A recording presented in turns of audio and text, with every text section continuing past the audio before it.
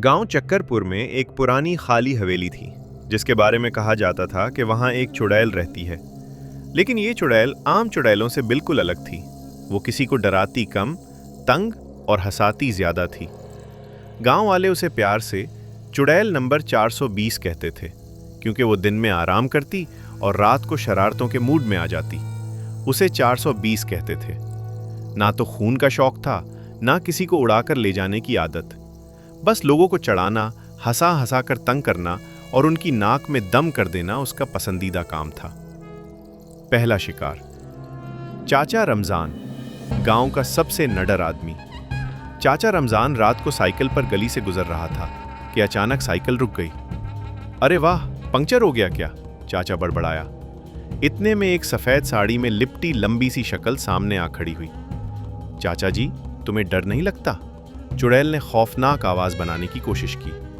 चाचा ने टार्च जलाई, अच्छी तरह देखा और बोले, अरे भाई, तू वही चुड़ैल है ना?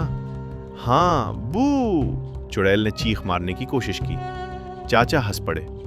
बेटी, पहले अपना मेकअप ठीक कर, फिर डराने आ।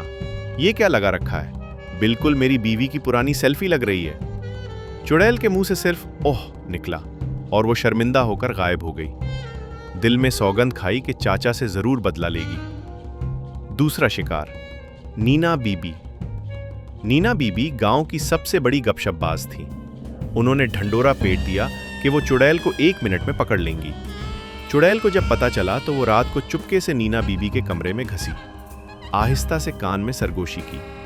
नीना बीबी, सुनो, तुम्हारी सहेली तुम्हारे बारे में बुरा बोल रही थी। नीना बीबी ने एकदम आंखें खोल दी और बोली, कौन सी सहेली?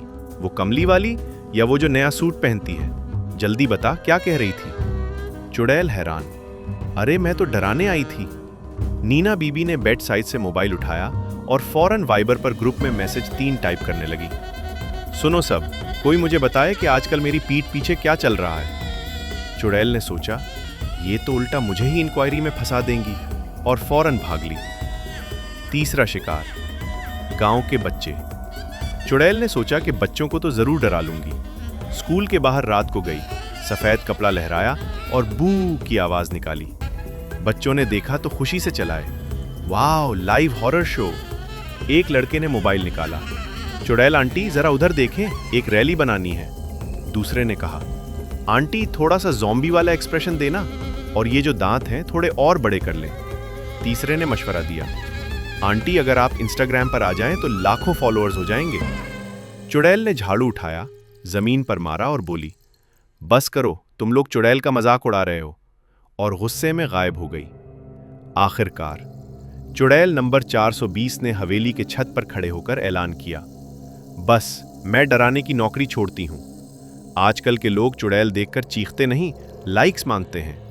अब वो चुड़ैल 420 के नाम से यूट्यूब और टिकटॉक पर आ चुकी है। रोज नए नए फिल्टर लगाकर हकीकी चुड़ैल की हकीकी जिंदगी वाली वीडियोस अपलोड करती है। सब्सक्राइबर्स दिन दुगनी रात चुगनी बढ़ रहे हैं, और वो गांव वालों को कमेंट्स में चिढ़ाती है। रहती है, चाचा रमजान अब तो लाइक जरूर कर देना, वरना रात को आऊंगी। और चक्करपुर वाले अब रात को हवेली की तरफ देखकर हंसते हैं, क्योंकि उनकी चुड़ैल अब उनकी अपनी इन्फ्लुएंसर बन चुकी है।